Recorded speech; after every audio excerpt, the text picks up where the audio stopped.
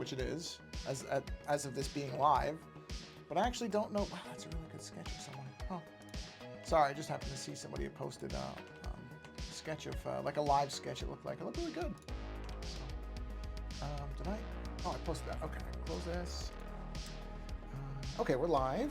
Good. I have to give it a second for the social stream app to catch up. Okay, it looks like my post is live on IG. I muted my phone amazingly beforehand. Since I'm doing this far earlier. Sorry, I didn't mean to shoot my volume way up, but very early compared to normal because I actually get today off in observance of Juneteenth, which is technically Friday. The 19th is I believe is the right day. Boy, I really should make sure I'm pretty sure it is. Hold on, let me make sure of that. I want to make sure. I'm pretty sure it's the 19th. Because I know I got today off in observance, which, you know, I didn't know what that meant for a long time. I didn't know what in observance of meant. I didn't realize that meant that you got a day off, even though it wasn't the actual day that, okay, yeah, June 19th. Okay, that's what I thought, Juneteenth, that makes sense. Anyway, yeah, I didn't know what in observance meant, but that's what it means. Let's check the live sources, see if it shows up yet. Hey, it does, good. It's pretty quick, relatively. Activate. Let's go to here, we'll go to live chat. Activate the box, which I always forget. All right, let's do a quick test. Test 1. I heard the thing, I see the thing. Test 2. Okay, we're ready to go. So let us do, where's the be right back thing? Oh, I need my opening. I have got to rearrange these windows. I really do. All right, do that. There we are. There we are.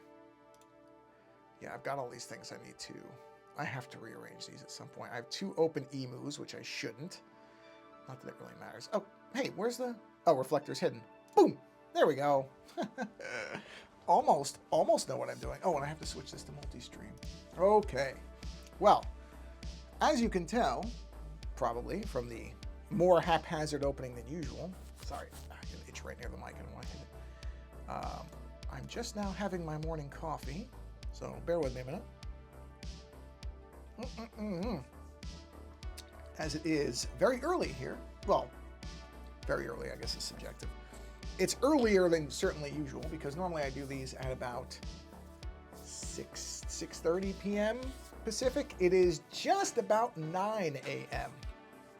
And this actually fell perfectly because I just did a black coat of paint because I'm going to do an actual physical painting today since I have the time and I want to use this day off to be creative, as well as getting other things done. And so I have to wait for that paint to dry. Even though acrylic dries very quickly, you still do have to wait. So I figured, okay, well, I'll do a stream for around an hour. By then, it will have been close to 2 hours since I actually put the paint to canvas.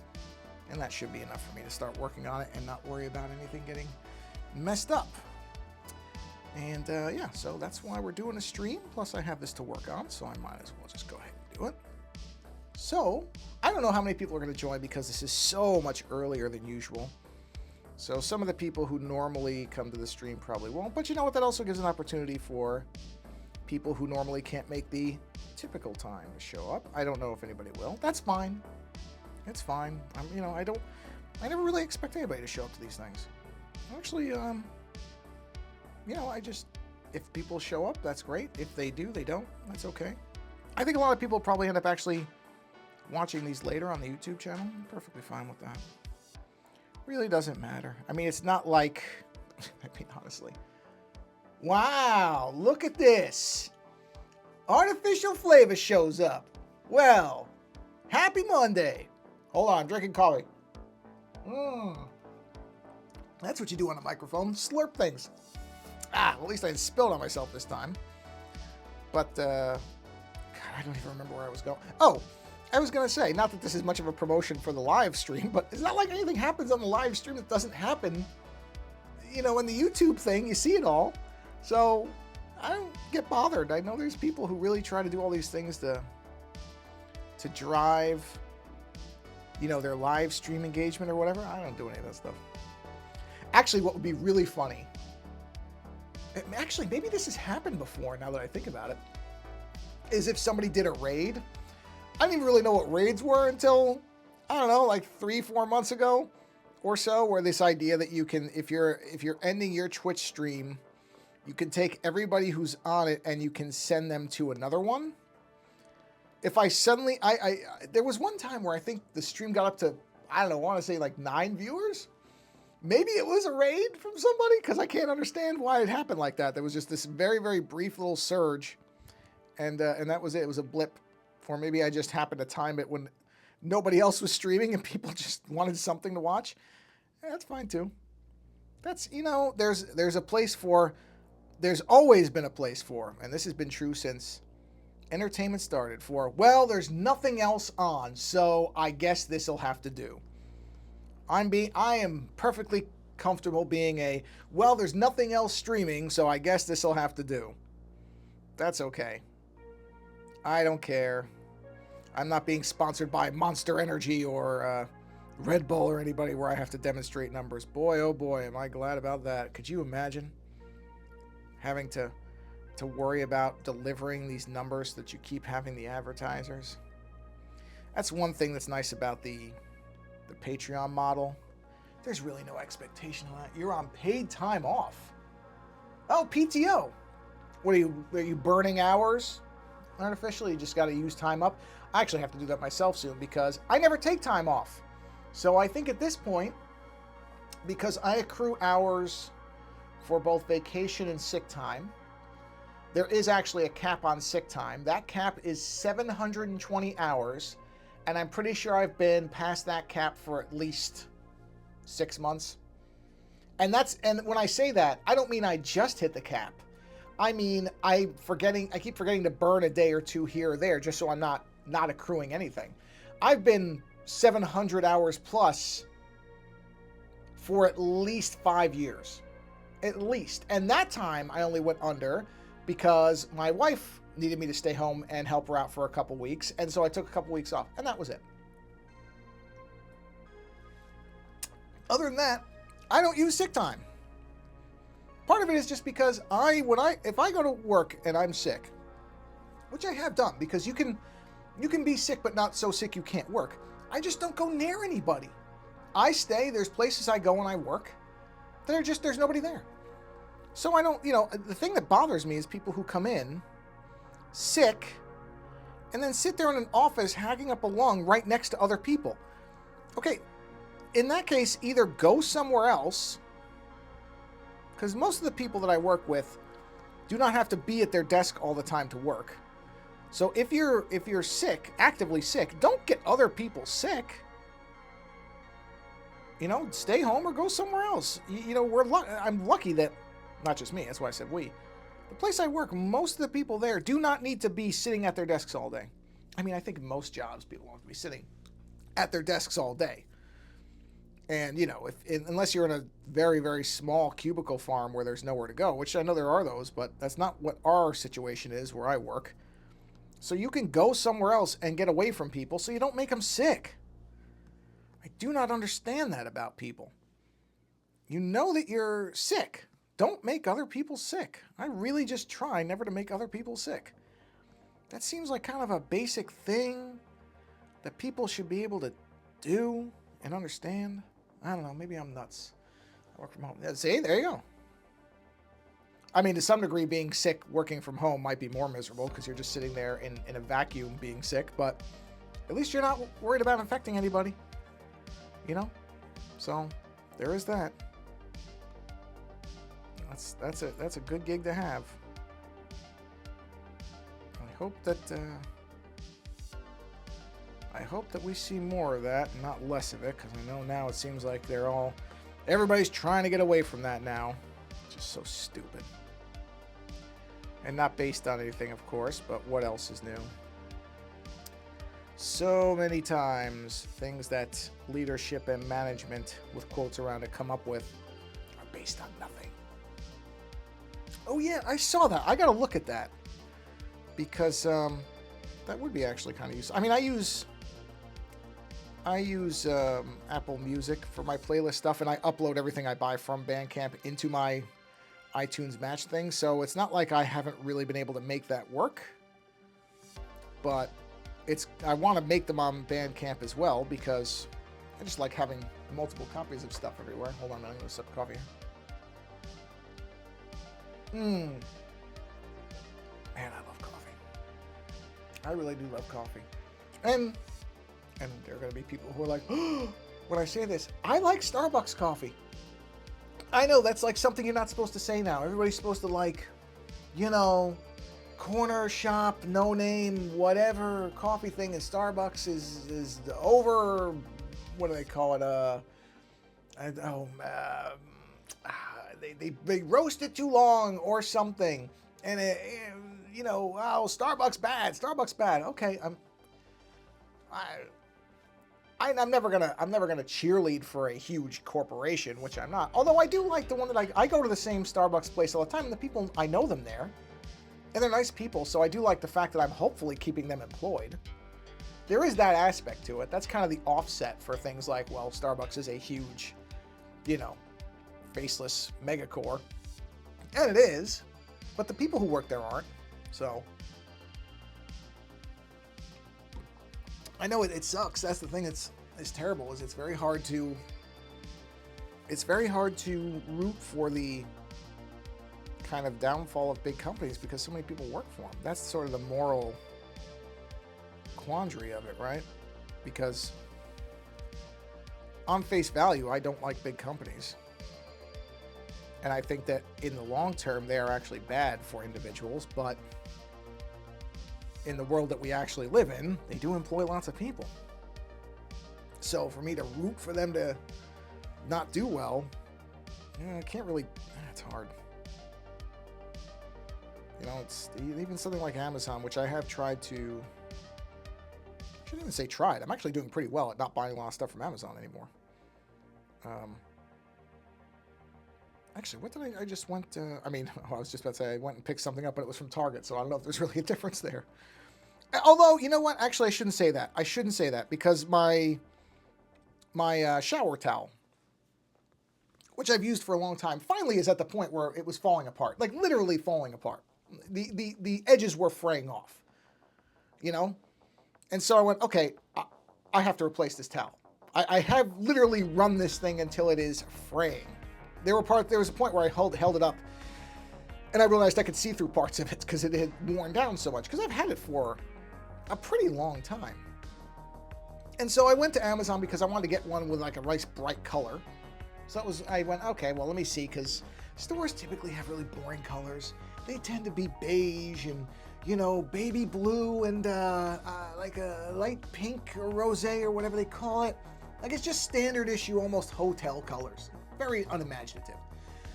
So I went to Amazon. I did find some nice colors. The problem is every one of them wanted to sell you 3 or 5 of them. And I'm like, I'm not going to buy these if I don't need them. It's just wasteful. So I did a pickup order at Target. And I'm like, well, it's not really all that much different from Amazon. But I didn't end up buying stuff I didn't need and just being wasteful. I mean, eventually I probably will need another towel. But I don't need it now. So that was one of those where I'm kind of like, I don't know if there was actually any tangible benefit to it, but I do try to default away from Amazon where I can. But then I feel bad about that because I was just on the Heartbeat Heroes radio show on Saturday, 2 days ago, and one of the people who joined backstage is an Amazon driver. So I'm like, well, this is how this guy lives. So everything is just it's kind of that thing. If you've ever seen the Good Place show, there's a point in that show where there's a realization that the idea of morality is so different now than it ever would have been. It becomes ever more complicated as time goes on because so many things are interconnected. So, you know, because if you don't know, The Good Place is basically a show about kind of the morality workings of the afterlife. And it's based on this idea of a point system. And so every action that you take in life has points, positive or negative. And those get tabulated. and this is I think there is an actual religion that's relatively like that. It doesn't have points, I don't think, but it's kind of the idea of that the balance of morality and kind of the sum total of your actions determine what happens in your afterlife. And anyway, so the show has this idea. It's using literally an accountant model for it, and there's a point where they realize that even just buying, I think they use the example of buying a tomato to try to be healthier, to take care of yourself, which seems itself a benign and positive act. Trying to be healthier and eat better food has all these negative points on the other end of it because the tomato plants were sprayed with pesticide. The farmer who owns the land didn't pay his people minimum wage. You know, they were transported in trucks that expelled greenhouse gas, so it contributed to the overall decline of the climate. You know, the store that sold it, you know, I don't know, had fired or had a sexual harassment case or something against them. So all these things that a person reasonably couldn't possibly know, as the person buying the tomato could not possibly take into account, ended up making all these negatives on something that they saw as and acted in good faith as a positive act. And it's that same thing. Hold on, drink coffee. When is there not an advisory for something? It was like eggs a couple weeks ago. Boar's head beef was apparently killing people. I mean, everything that you don't know the direct origin of, you might as well assume at some point it's going to try to kill you. I mean, really, that is... I understand why people try to do, what is it, subsistence farming? Where they raise and make enough stuff so that they can eat. I understand that. Because, man, I mean, everything has an advisory. Or will, if it doesn't, unfortunately. And I don't know what state our regulatory bodies for food safety are in at the current moment. So I'm going to assume that probably temporarily, things will probably get worse before they get better. And now I'm looking at this and I realize I've made an error here. Hold on. Yeah, what I did here that I shouldn't have done was I curved these the wrong way. I should be curving this way. Hold on a second. Yeah. They are gone. Yeah, well, that's what I mean. Yeah. They're pretty much, as far as I know, there is nothing. So, I don't know if it's going to get any better anytime soon, but my bet would be not. There we go. We're going to curve it like this. So it actually follows the roundness of the shape. There we go. I'll join those lines in a minute. I'm just trying to establish the curvature here so that this looks that looks better. Yeah. So I expect bad things. I mean, I always expect bad things. I say that like that's not my standard operating procedure. I always expect bad things. I realized the other day, what was that? Oh, the 3 words. I am a nihilistic, misanthropic pessimist. You can rearrange those words as you want. That's what I am, fundamentally. Sorry, I was getting a drink of coffee. That is the best simple 3-word descriptor for my view on the world. However, I will say, and I guess artificially you're going to get a bit of a preview for the 5s for this week. Actually, wait a minute. Is that today's? Hold on. Is that today's? No. Yeah? No. Tomorrow. I think it's tomorrow's. I think tomorrow's 5 is my spoiler-free review of Predator, Killer of Killers, which I watched over the weekend.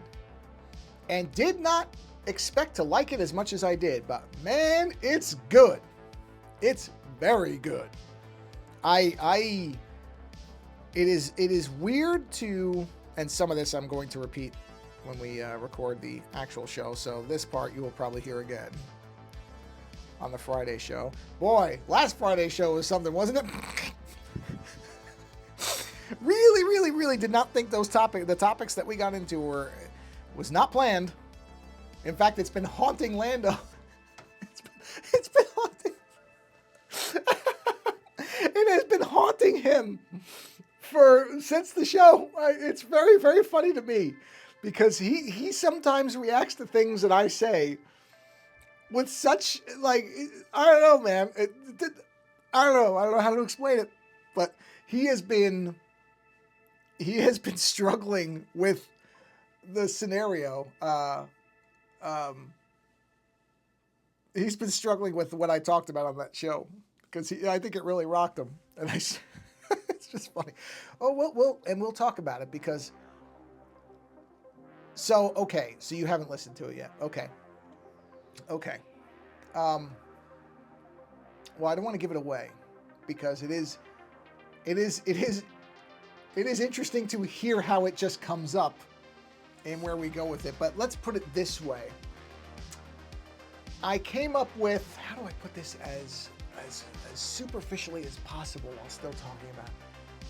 We came up with a sort of pre-crime scenario where you would potentially see somebody's worst acts like displayed as a pop-up, let's say, on smart glasses or, holographically or whatever. And that led me to saying that there was a scenario, a potential pop-up that could happen that I think Lando expected me to say would immediately have me decide to turn around and not talk to a person. And instead I said, no, I would talk to the person. This is not a non-starter for me, depending on the circumstances. And I think that statement really threw him for a loop, is all I can tell you. Yeah, that's the best way I can put it without giving it away. You'll hear it. Don't worry. But I know that he and his family went somewhere for Father's Day. I actually don't know where he was. I never ask him stuff like that. It's a weird thing. I never even think. He'll tell me when he comes back. They went somewhere I think for the weekend. That's why I ended up watching Predator, because we watched our movie that we're going to review together earlier in the week because I knew he was going to be gone. So I actually had free time to watch a movie, and I decided it was going to be the Predator film. But anyway, apparently on his trip, he has been posing this particular question or the pop-up scenario that I brought up to random people to see what they think. I can't wait to hear what their responses were. I actually am genuinely curious if anybody has the same viewpoint I do. Probably not. But you never know. You never know. There are times where I think I'm going to be out in the weeds on things, and then I come to find out that, shockingly, I am a little bit more within the mainstream than I think. It doesn't happen a lot, but it does happen. So who's to say? But yeah, oh boy, that Friday show is, it's something. I'm going to drink a coffee here. And all the weirder because it wasn't planned. I really did not think we were wandering anywhere near any of those that particular topic at all. I don't remember how it came up exactly. I think it had something to do with like cancel culture type stuff. It was related to that because it was like the idea of, okay, what can somebody do that they can't come back from? And that's what I think led to the idea of the pop-up thing. Your worst. I think we said the worst thing you'd ever been caught doing. So it wasn't like a secret thing that nobody ever found out about. I'm pretty sure. I don't remember now. I'm not exaggerating. Within 2 hours of us finishing recording, I barely remember anything we were talking about. It's just not. Things don't stick with me the way they stick with Lando. That's kind of one funny difference between us is I don't get hung up on a lot of things. There are things that permeate into Lando's skull, and he can't shake them. It's fascinating. Because the things I get hung up on, he couldn't care less about. The things he gets hung up on, I couldn't care less about. But I guess that's why the dynamic works. Screwed it up at the end. New series by the beat. Oh, that's, I gotta watch that. Because, The only really negative reviews I saw about it, the things that they didn't like won't matter to me. A lot of it was, well, Bebop did this better. Well, okay. All right. So you're going to say that something isn't worth watching because the creator made a masterpiece and probably can never match it again? Okay. That's not anything to me. That doesn't mean anything. So, but literally, that's most of the negative reviews have just been like, well, if Bebop's better. Okay, well, I believe you. But so what? You know, I don't know whether Da Vinci ever really topped the Mona Lisa in a lot of people's minds. What, I'm not going to look at his other sketches? His other work doesn't matter because that's the one everybody considers the best one? Okay. That's a weird way to look at art. But what do I know? There is something. Hold on. Wah. Hold on. There is something in this room that has a metallic sound, and I can't figure out what it is. And I think the mic, maybe it is the base of this standing desk thing. I gotta figure that out. There's something that when I say certain things, I hear a metallic noise. I don't know that the microphone picks it up, but it bugs. There, I hear it. I wonder if it's that. All right, well, you can't see it. You can't see what I'm pointing at. But anyway, it doesn't matter. At some point, I have to really do like an analysis of this room and figure out where that metal sound is coming from. It's clearly in the desk area because there is a lot of metal here. I did cover up the boom arm has it. It starts out lackluster and picks up at point. 10 episodes in, it's starting like the characters. How many episodes is it total? I didn't look. I'm assuming it's probably like 20 or something like that. But anyway, I'll watch it. I don't. Like I said, the negative criticisms did not matter to me. I said that about something the other day too. There was a review of something where it said, "Well, it's very similar to something." I don't care. I don't care if something's similar. If it's similar to something I like, I'll probably like it. I don't have to be that critical. You know? Make sure my thing didn't freeze. Wow, it's doing well today. All right, I'm going to have the last of my coffee now. Oh, that's good.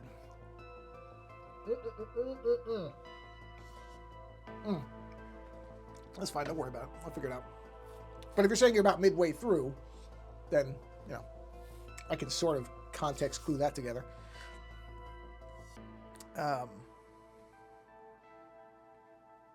Speaking of things that are similar, this again, bit of a spoiler, but luckily you're the only one here, so whatever. I watched, I want to say this weekend coming up, I'm going to be doing another episode of, I'll of course probably forget to promote this on the show because I always forget. Maybe I'll remember. No, actually I tend to remember when it's for somebody else. I tend to forget if it's something that's just promoting my stuff.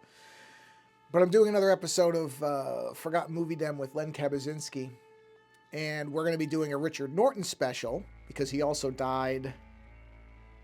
Boy, I think it was earlier. It was either late last year. No, I want to say it was this year. I think he and Wings Hauser died relatively... When did Richard Norton die? Let's take a quick look. Hold on. When did Richard Norton die? Richard Norton. Who was in a million things. He was in a lot of Cynthia Rothrock movies. Let's see. He died 2025, yeah, March. So only a few months ago. Great martial artist. But anyway, he was in a set of movies. One was 87 and one was 92, I want to say. Yeah, I'm pretty sure that's right. The first one, 87, was Equalizer 2000. These are both on Tubi, by the way. We're going to be doing 3 movies, but these 2 in particular I wanted to talk about. And I do a 5 on them this week. And the other one is called Raiders of the Sun. Now, they're both Mad Max ripoffs. That's what they are. They're Mad Max ripoff films. As there were many in the 80s and 90s, there were a lot of Mad Max ripoff films because, you know, Mad Max, the Mad Max scenario, people figured out, was relatively easy to do on a low budget. You just find a bunch of desert and roads, or rock quarries and roads, or desert and rock quarries and roads, and a couple of beat up cars that you can glue weird stuff to make them wasteland, you know, proof or whatever. And then you just drive around and you shoot, you know, blanks at each other. and you come up with a resource that everybody wants. In the case of Equalizer 2000, it's oil. In the case of Raiders of the Sun, it's gunpowder. So, other than that, though, those two movies, same director, are the same movie, but not with the same characters. But they are the same actors in many cases, wearing the same outfits and doing the same things. It is astonishing.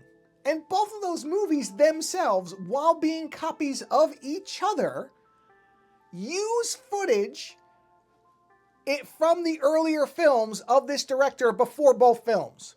They also both repeat the same stunt where a toy car jumps a ravine.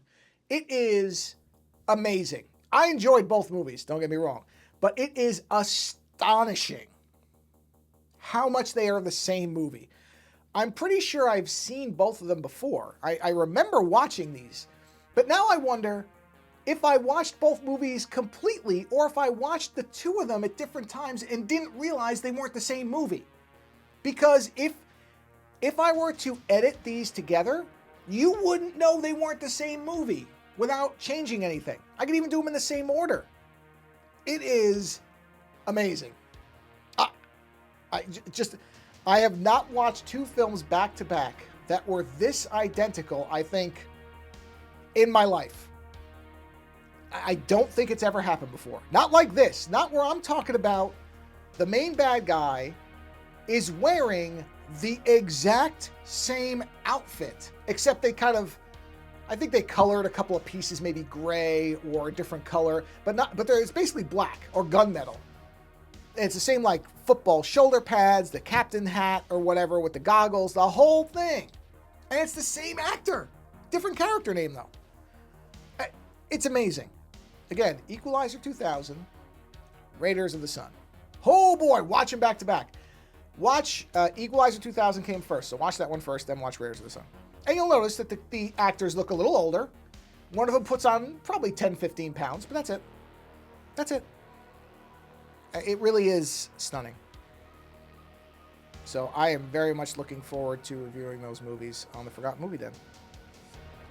Not that that in no way, I should say, took away from my enjoyment of the films. I still had a blast with them, and Norton's awesome.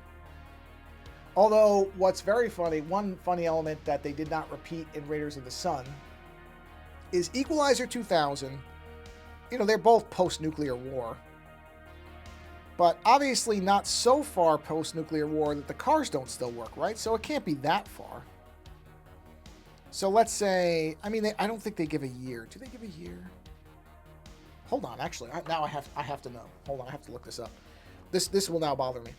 So hold on, let me look up Equalizer 2000. Let's see.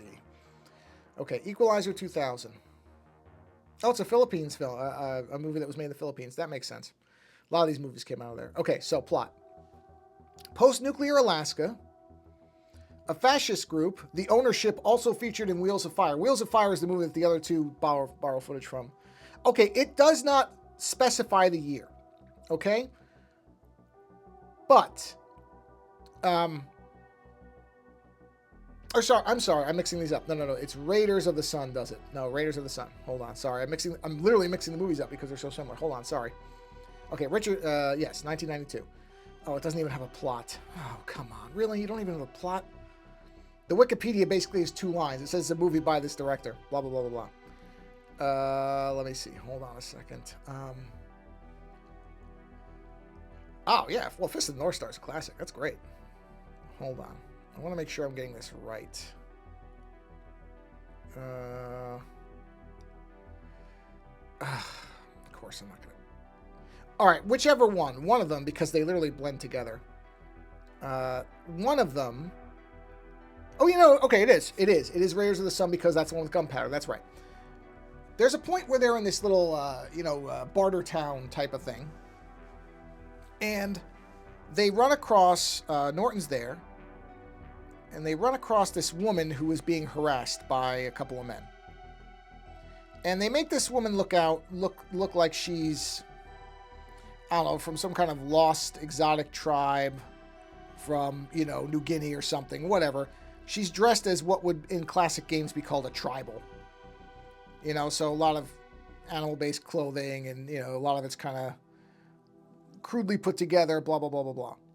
And so Norton steps in as the hero of the film and puts the guys in their place. And so the woman says, "Thank you very much," and she goes and she starts talking to a little caravan of little people, and she's speaking in this language that nobody can understand.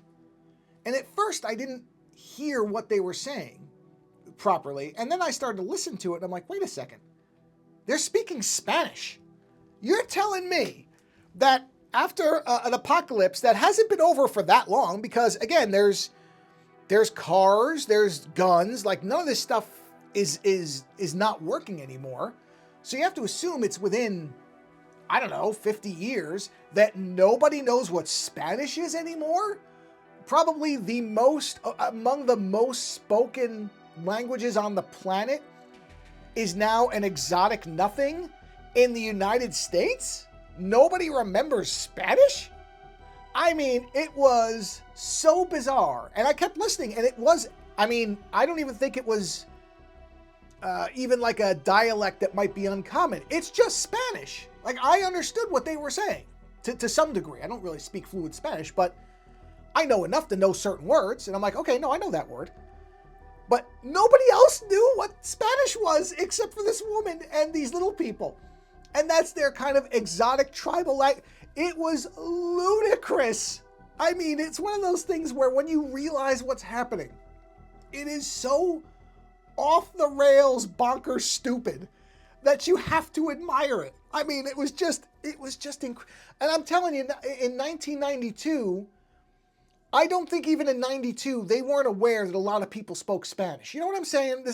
If this took place in America in, I don't know, 1920, when maybe it was less common to hear Spanish commonly spoken, or was made in 1920, when people might think that English was going to be the dominant language forever and ever, and there'd never be another language anybody spoke in the country, maybe you could sort of understand the logic. But in the 90s, people weren't aware that there was a lot of Spanish being spoken in the United States to the extent where they think people would forget. Oh, things like that are so endearing to me. It's just so stupid. But you have to love that. Not to mention, I believe, hold on a second. Hold on a minute. It's not, now I'm going down a rabbit hole because this is just driving me crazy. Let me look at something. I want to just check something here. Okay, hold on. I just want to check something. Let's see. Here he is. Okay, hold on. Let me take a look at something. I mean, the only possible explanation that I can think of, hold on. And I honestly just don't know this. Okay, so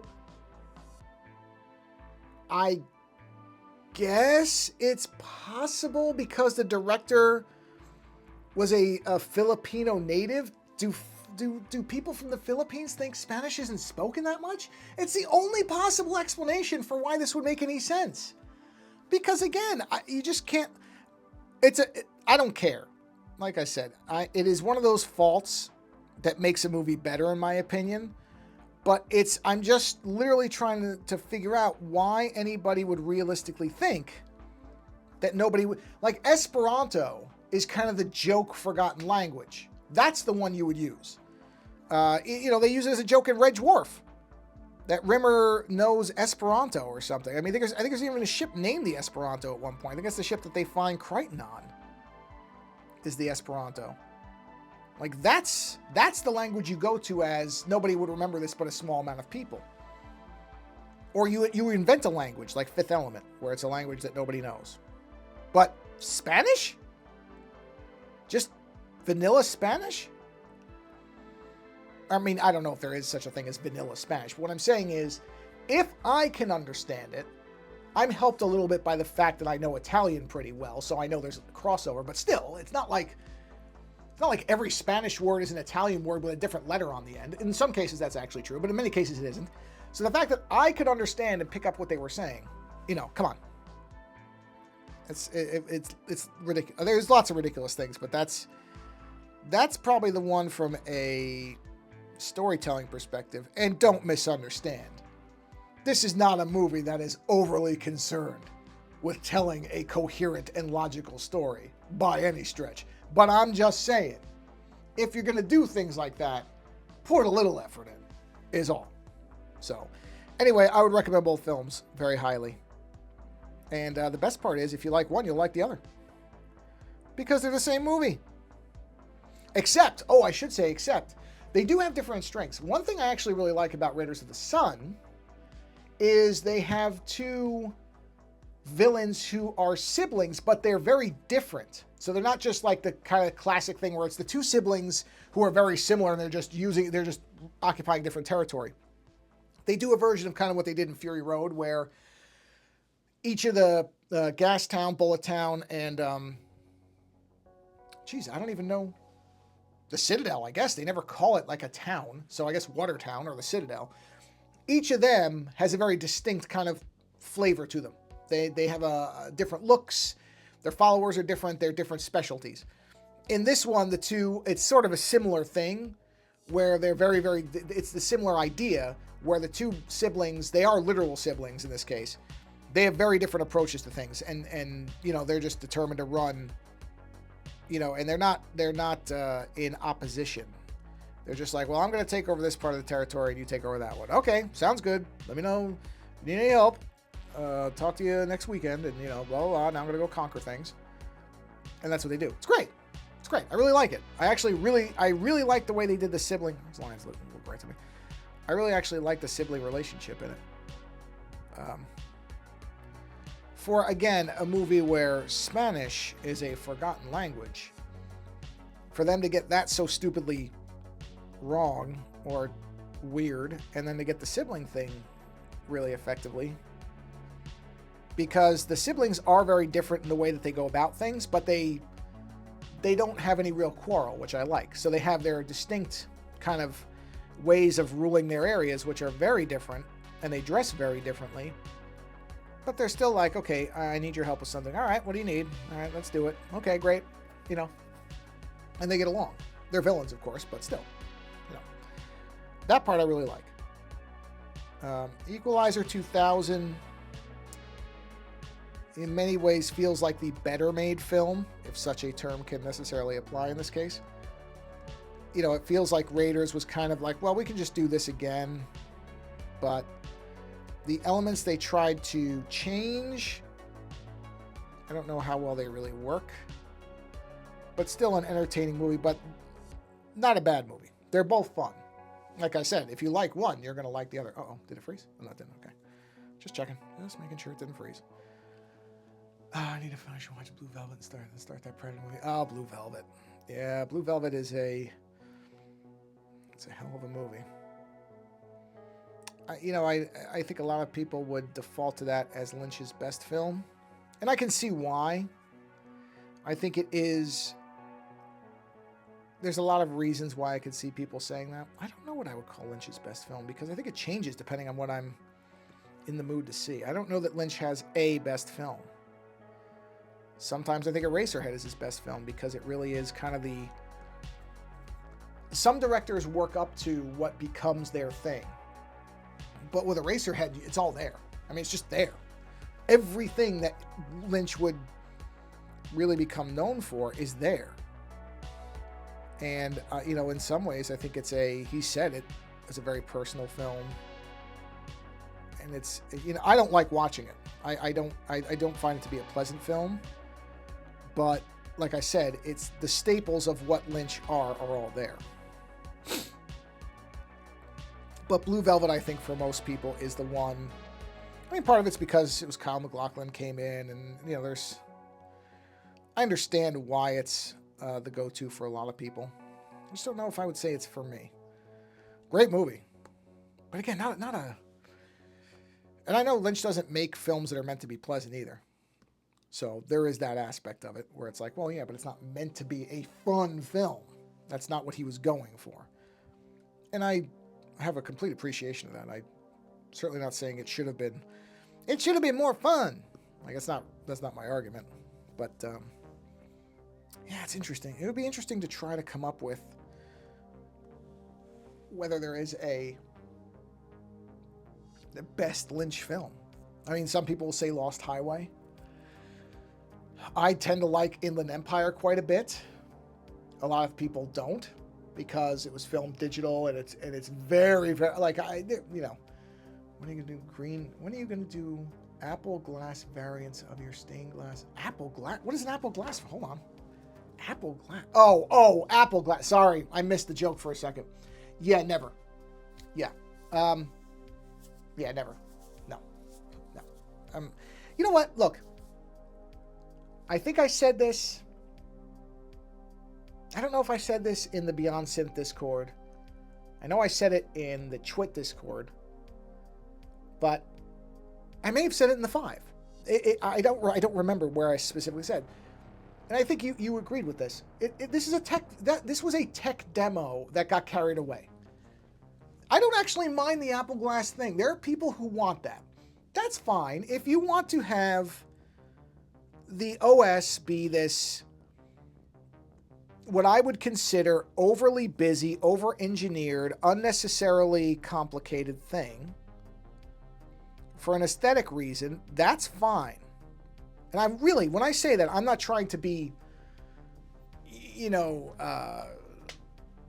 like having a backhanded insult thing or whatever, like a secret insult. I'm really not saying that. I think people should have the options to have the thing look the way they want it to.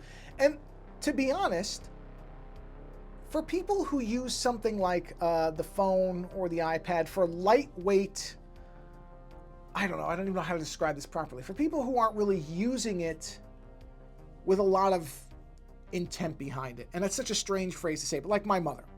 My mother will probably love Apple Glass on her iPad. She'll probably be delighted by how it looks, because all she really does is check her email and look on a couple websites here and there. And so she'll probably like that because it will look nice. Because to her, a computer isn't really a computer. It's just an interface to a couple of specific functions. So, whatever. But to me, it is absolutely, oh, whoa, come back. It is definitely a case where I feel like somebody was like, look what I made work. And then that somehow, as often happens, it got carried away.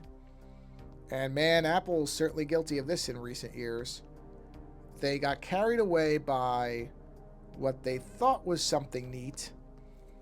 And then, now we're, a lot of people are like, this is what you did?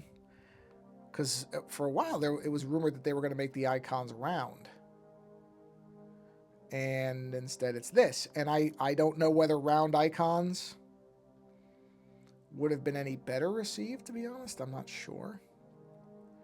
Sorry, I have to concentrate on doing these lines because I'm going a long way here. But I think I said this in my 5. As long as you can turn it off, I don't really care. It's, if I'm being honest, it's a little goofy looking to me. I'm not going to pretend that I think it's a good design update. But then again, I haven't been a fan of Apple's design approach for a while. I think they've kind of lost their ideas. I'm not lost them, but they don't have good ideas. The model for, that's that too. Yeah, that's what I'm saying. But, there's a lot of people, and I agree with them, who are like, Apple needs to go back to what they did early on when they were in trouble. The Bondi Blue computers. I don't want them to go back to plastic, but I would like to see them integrate some color. And I know there's all these people who are like, well, professionals want everything monotone. Okay, you could still have monotone versions. I don't know why having color suddenly means you can't have gray, black, and white. Why does that suddenly become the case where if you have color, you can't have the gray stuff anymore? You still can have space gray or midnight black or whatever they're calling it now, whatever the name is. And you can also have colors for people who, especially people, and I don't understand these people, who don't put cases on anything. There's a lot of these people in the Apple community who don't put cases on their stuff. I think that is lunacy. I can't understand why people pay good money for these things and then don't mind, you know, and I know everybody thinks, well, I'm never going to drop it. It's never going to get scuffed. Okay, sure it isn't. You're living in a dream world. Of course it will. And the funny part is a lot of those people, after not that long, I can see scuff marks on it. So clearly, you know, people slip and it doesn't necessarily drop to the floor, but they scuff it up. My stuff looks like you could have walk into a store and buy it off a shelf. Because, I mean, I don't even touch the stuff that I get until it's skin encased. I won't even put my hands... I literally wear gloves if I need to take it out of the box beforehand. Because I want that stuff pristine. So that ideally I can give it to somebody else and they can use it when I'm done with it. But also just... I just... spending good money on this stuff. I don't want it to look garbagey. And plus, especially with Apple stuff, it's so boring. It's just gunmetal color. It's not even black. Even black isn't black in most cases. It's just this dark gray thing. So what? That's the look? And yeah, I agree with the AI thing. Yeah, a lot of AI stuff is just, look what I managed to make it do. It's not useful to anybody, but look, it did it. Yeah, okay. By the way, I'm sure you saw this. You see Disney's going after, what do they go, OpenAI or whatever, whoever. They're now going after people because they've discovered people are copying Disney work. What a shock. I mean, anybody with a brain called that one a while ago. I know I did at least a couple fives where I'm like, the minute that people start selling stuff with Mickey Mouse on it, you better watch out. And gee whiz, what do you know? And that'll be interesting because Disney has the money to fight it. Like small-time artists can't take that stuff on, but you better believe that Disney has lawyers and they will be going after them, these people, for their stuff. You know what? I don't like those lines at all. I don't like them at all. Actually, you know what? No. I'm thinking too literally on this. It's okay. It does not have to follow the lines. It's fine. So yeah, I'm really curious where that Disney lawsuit ends up. I mean, it might just end up in a settlement or licensing or something like that. But still, that's got to pave the way for more things, for more legal action to come. Because once Disney goes after it, then you have to think other creators are going to think, okay, yeah, there's... The problem is, of course, having the money to actually fight it correctly. That's always the trick. You know, I also think that's why some of these companies do all these funding rounds, is because they're getting ready to lawyer up against this stuff, as opposed to actually doing much research and development with that money. It's because they know these lawsuits are going to be coming. Oh, wrong eraser. There we go. That line isn't quite straight. So, we'll see. We'll see, but I will be following that. That is an interesting one to me. But yeah, no, I agree. I've seen a lot of this and I feel like the boredom is already setting in, which is good because it all does look the same. It's all basically the same stuff. Like once you see people posting a lot of it, you do start to see the sameness of it. I mean, even that tech demo that was it Google did for VO3 or whatever, where it had all the talking people, it all had a sameness to it. You know, it's just not original. And how could it be? It doesn't really actually pay attention to what you're saying. So prompts, and this is one thing, because I have sat in on some of these. There's been some different places that have done like AI user groups, and I sit in on them. I'm not going to be hostile to it. I want to see what these people are saying, what they're doing, what they're using it for. And as I think most people who understand how things work predicted, or expected, I shouldn't say predicted. Predicted is the wrong word. As most people expected, where it's really useful is for stuff that is not really user-facing. It's for back-end stuff. You know, this vibe coding thing that everybody's talking about now. Yeah, I think that's another hype bubble type of nonsense. But underneath the nonsensical kind of, look what I did stuff, there is something to that where it's like, yeah, you know, instead of having to I mean, I'm not a coder, but I've talked to people who are like, yeah, a lot of times I just copy and paste the stuff that I know somebody else knows works. Well, okay, well then you were already doing this. Perplexity had that as their method of operation. Steal till yeah, well that's it. That's what I mean. Yeah, steal till we make billions and lawyer up. Well, that's it. And look, it works. It's a very common, well-established method of business. So I don't not understand why they did that. But like I said, Disney's a heavyweight. It's one thing to rip off a artist who barely clears enough to make a living. It's another to go after arguably one of the media giants in the world. So I will be curious where it ends up. Like I said, my hunch is that it will end up being a licensing thing. That they're going to end up licensing something. Which is interesting because if you have to start paying licenses to everybody whose media you, in theory, ingested, how many of these companies are going to be able to survive that? I don't know. I don't know. It may be ruled legal or so. I don't know. There's also that. There's a number of cases making their way through the courts, and there have been, I mean, I haven't followed them all, but it seems like there's been a mixture of victories and losses for these companies.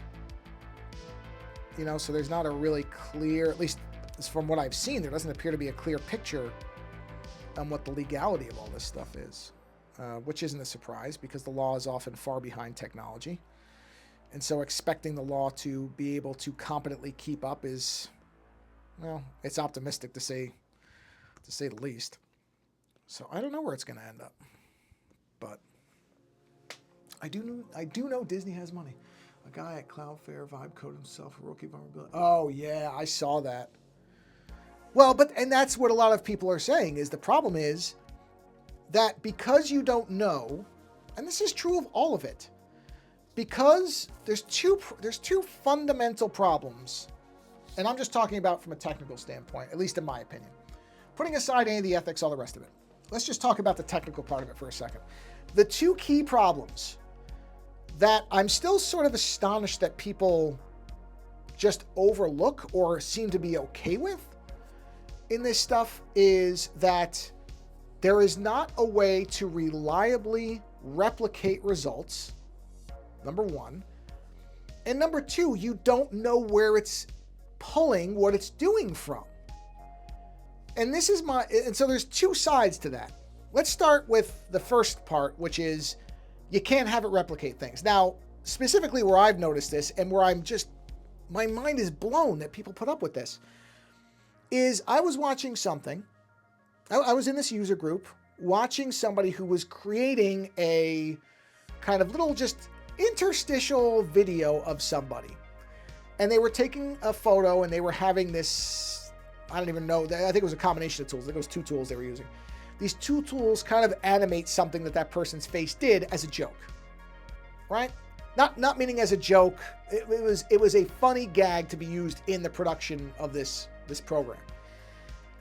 And I asked the question as far as, okay, well, so this image, because I was really curious. I said, this image you got here, it has this thing wrong with it. So how do you just regenerate that and have it fix that one thing that's wrong?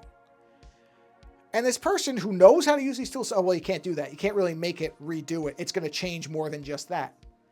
And right there, I don't think my jaw literally dropped open, but I thought to myself, wait a minute. So you get something that's 95% perfect and you can't get it to fix the 5%. It could potentially break another 10% somewhere else. And this is usable? And I was sort of baffled by it. And then they just kept going. But that's just something they accept. And for me, that's unacceptable right there. And then the other side is, as far as not knowing where this stuff is pulling from, because of course all these companies have black boxed their stuff to hell and back. So you don't really know where it's getting its information. How are companies going to be able to accept, or what are they going to do? Let's take Cloudflare as a perfect example.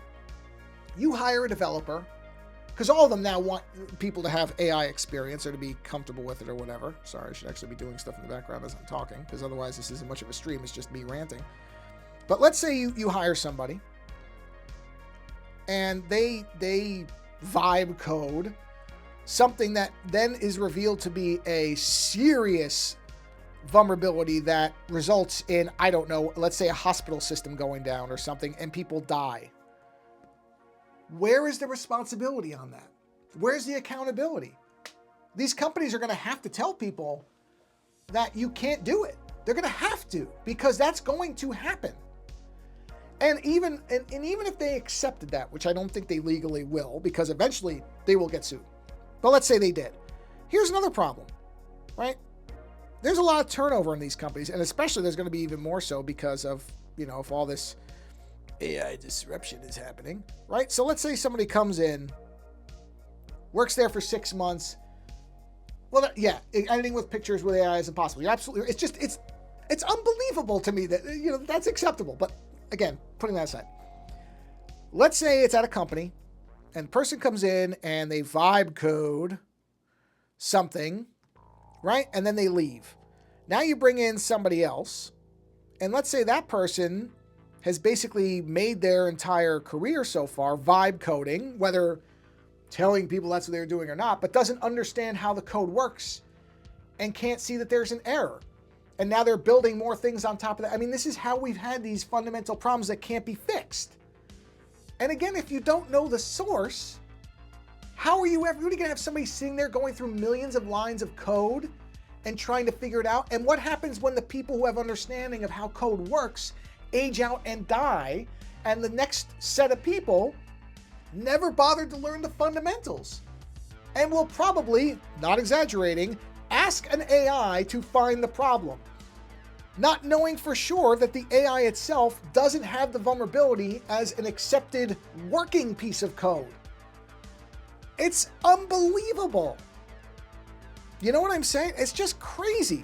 When you're going to get into stuff like analyzing like cancer diagnosis, well, you're going to know where that's coming from, because it's going to come from a database of like, let's say, MRI scans where cancer was found and ones where it wasn't. And it's going to be able to figure out what the difference is and start to figure things out. There's, of course, going to be false positives, but at least you know what the source is there. That you're telling it you're only going to use these sources, right? That's it.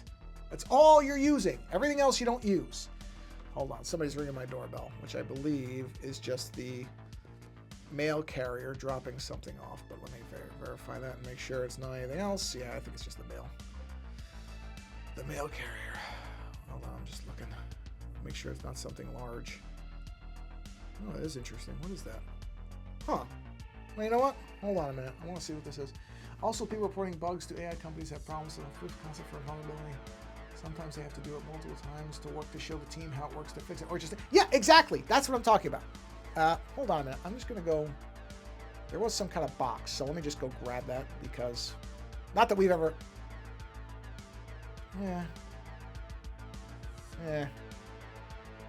know what? I'm paranoid. I'm just going to go grab that box. I'll be back in a second. Hold on, I'll turn my be right back thing. I mean, I'm almost done. I'm going to finish this part, but hold on, let me do that. And mute this. I'll be right back.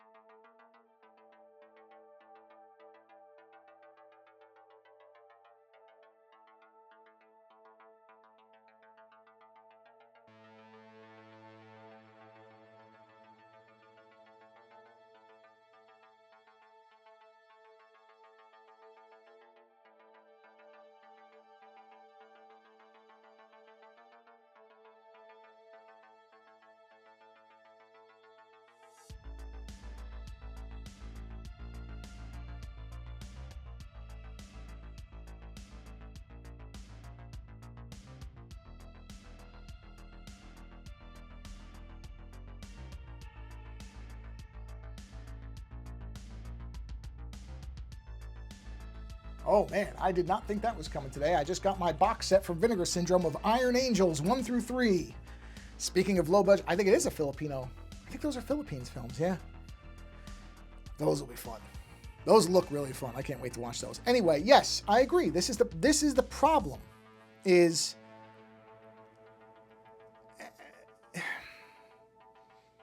I don't know. I mean, I guess it's unrealistic to, well, maybe it isn't.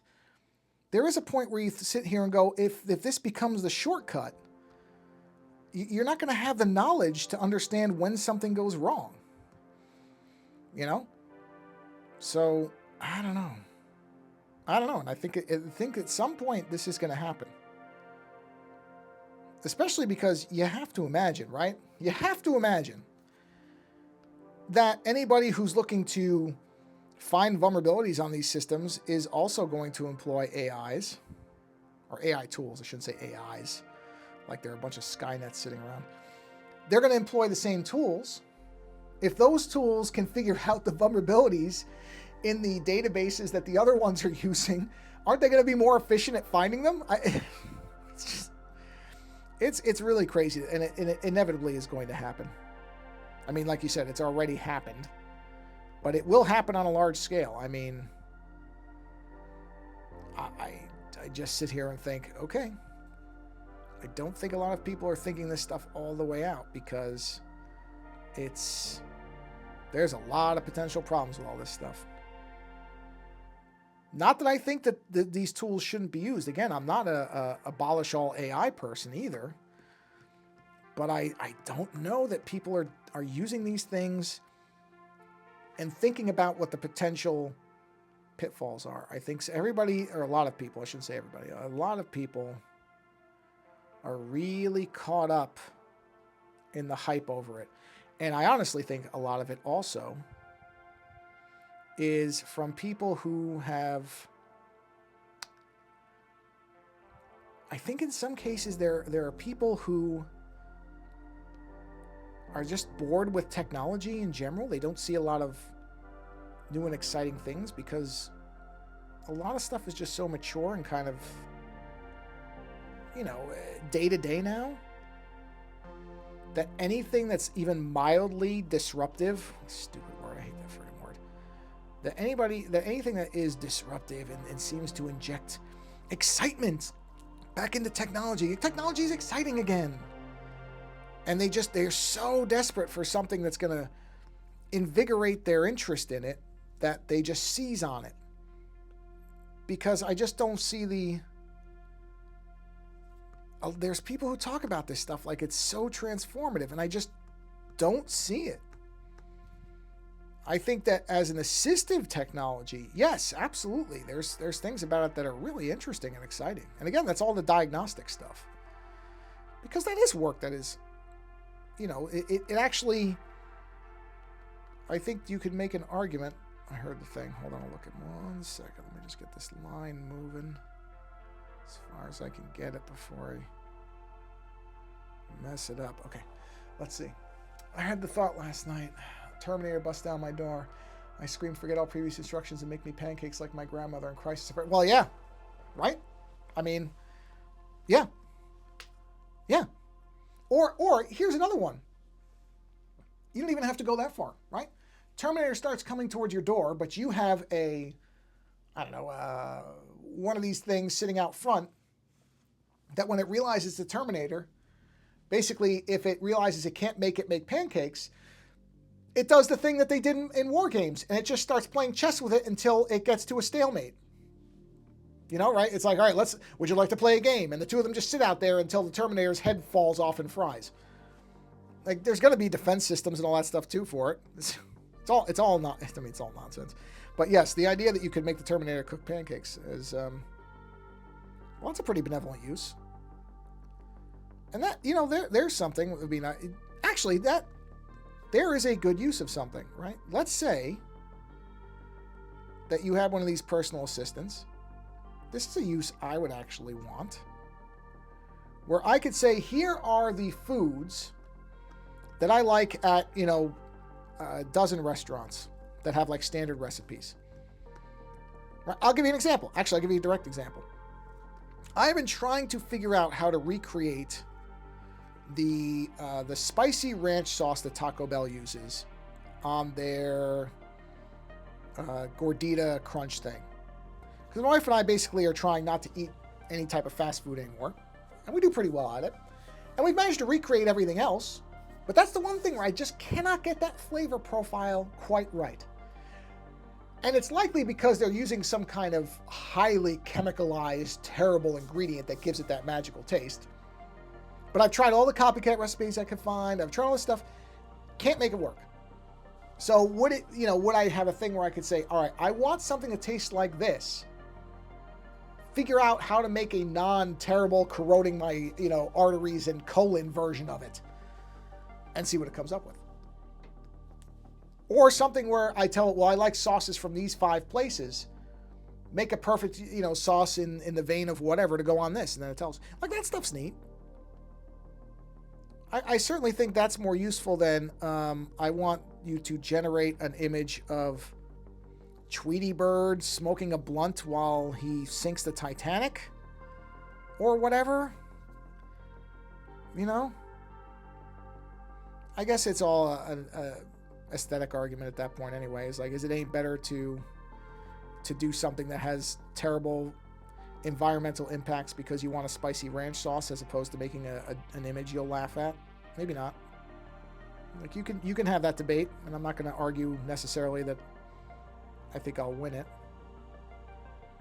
But like I said, a lot of the stuff I see people holding up as the great examples of what this can do, I don't see what the lasting impact is past the demo. Like, the demo's neat, yeah, but what is this actually going to accomplish? This thing where, we're going to make films with AI. Are you? Are they going to be any good? Maybe they don't need to be. A lot of stuff that's made now is junk, so maybe they're just looking ahead and saying, hey, look, content doesn't even matter. People aren't even really watching it. They're doing it as second screen experiences, so why should we hire and work out great deals and try to make great work when somebody's going to be staring at their Instagram feed and listening to it in the background and occasionally looking at it and not caring? So maybe we've brought this on ourselves. Maybe that is the reality, is that we've met the enemy and they are us. I don't know. That's I think about that and I'm like, well, that does have a logic to it. So this stuff will be perfect for second screen experiences. I mean, assuming that those reports are true about the fact that the Spotify, I think it was Spotify, some of their most listened to playlists are those AI generated background music things. Even though I don't know that that's exactly the same. A lot of people listen to background music as they work. But, there's some kind of correlation to that. So maybe I don't know anything. I shouldn't even say the word maybe. I don't know anything. So maybe this is exactly where it's going to go. And someday we'll look back at all the concerns and go, it wasn't that big a deal. Maybe that's where it'll go. I don't know. Can't pretend I know anything. So I would like to think that that won't be the case. That people, like so many other things, will realize that that many of these productions are formulaic and boring, and it will give them a new appreciation for, kind of like with the Sinners movie. People realized that this was something original and it was different. It wasn't just the third sequel in the fourth universe of a, fifth attempt at something that's come 10 times before, and they responded to it. I hope.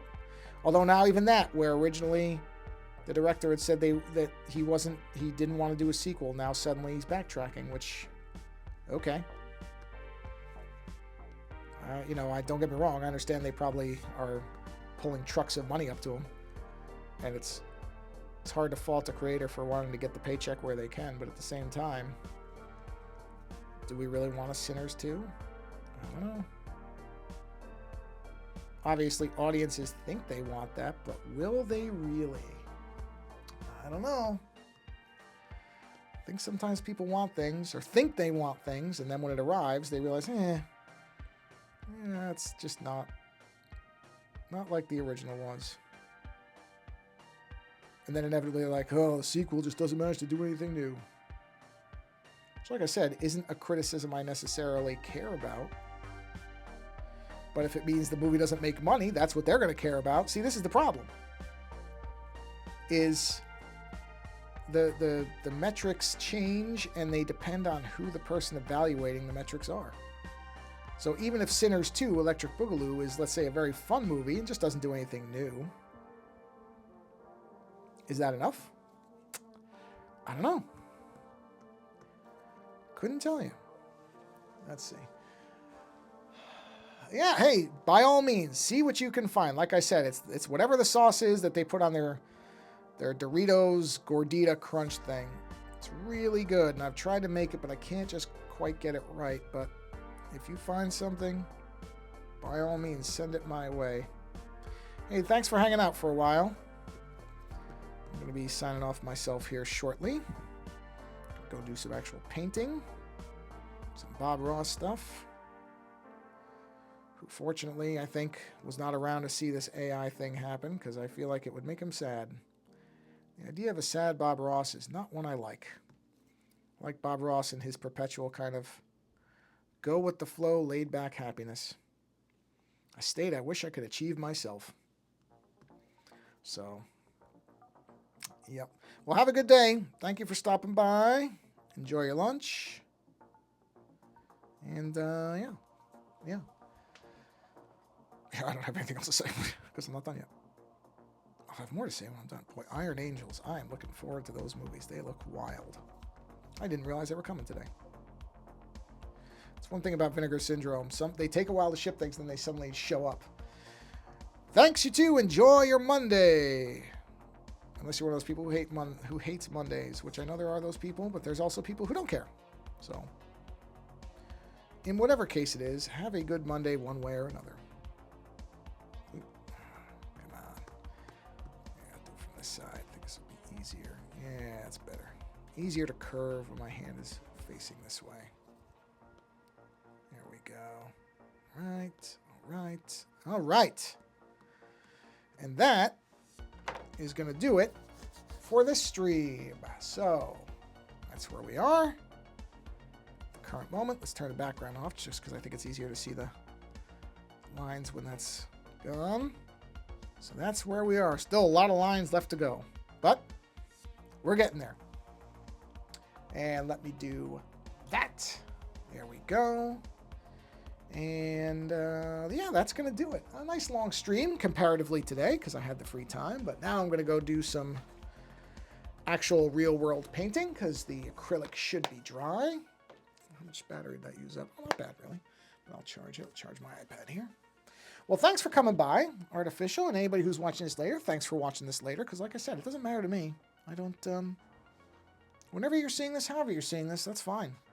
Whatever makes sense for you, because I know this was a lot earlier than usual, so if you're catching this later, I appreciate it. And as I always say, find a creator who makes something you enjoy and support that person. I'm not talking about me. I'm fine. If I'm ever not fine, then I'll let you know if I need help. But right now, I'm okay. But I'm talking about people who are trying to make a living as creators. Especially, we just talked about the AI stuff for a while. I mean, that's putting more pressure, as if there wasn't enough, on a lot of people who just want to be able to make the art that they enjoy, let others enjoy it, and be able to make a living at it, which is just not easy. It's never been easy. It has never gotten any easier. And I don't know if it ever will. So, go find those people. Support them in some way. If it's monetarily, that's great. If you share their work, that's great. If you just tell them, hey, your work's nice, I like it, I enjoy it, brightens my day, anything. So it does not always have to be money. I say this every time, and I mean it every time. Anything that tells somebody that what they're doing matters to somebody else, that's going to help them out. So whatever way you can support them, if you can do all the things, then do them all. That's great. If you're in a position to donate money and share their work and leave them a nice comment or a review or whatever applies, go for it. That's great if you can, but I know not everybody can do that, and it doesn't have to be that. I think a lot of people just stop because they're like, well, I can't donate money, so it's not going to mean anything if I just say I like their work. Yes, it will. Do it. It's still going to mean something. And it could, you'd have no idea There's lots of creators I follow who have really tough times when they're in the middle of trying to create things. And many, many creators across any medium you're talking about almost inevitably have a day where they're like, why do I even bother? Nobody cares about this. Nobody's going to see it. Nobody's going to like it. You don't know if the comment that you send to them is going to land right on that day where they need just a bit of encouragement. So like I said, it doesn't always have to be money. Whatever way you can support people, you should do it. On that note, thanks for being here. And I think next Monday we'll be back to our normal programming time. So until then, thanks for hanging out. And until the next stream, take care.